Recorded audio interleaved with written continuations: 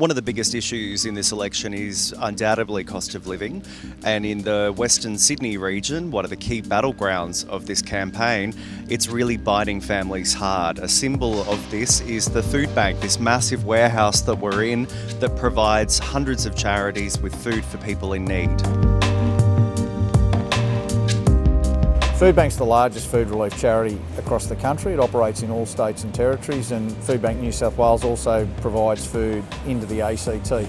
We provide about 70% of all food relief to charities across the country, and we work with all the major charities and small charities. So charities like Binny's, Salvation Army, Baptist Care, Anglicare, right through to someone who might be operating a food relief operation in remote and rural New South Wales. So food comes in, it's donated here. They use our online ordering system and they order, and they take deliveries each week, or they come in and collect their own orders and take it out and provide it to people in need. We know cost of living is a big issue across Australia. Is that seeing your demand increase? It is, sadly.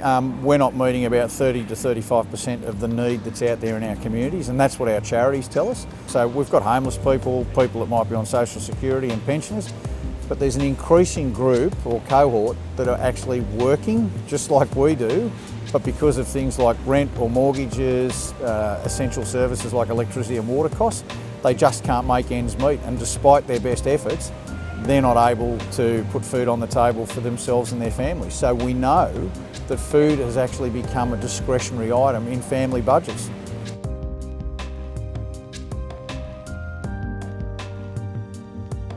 John, what's the school breakfast program? Our school breakfast program is about giving kids in school access to breakfast before they start school. We're doing at the moment about 142 schools across New South Wales. We're trying to make sure that kids are going into the classroom able to focus and focus on what they're being taught. We would like to see the government in New South Wales give us some more money so we can expand. 150 schools that you're working in, that's a lot of families that can't afford to feed their kids before a big day at school. That's pretty startling.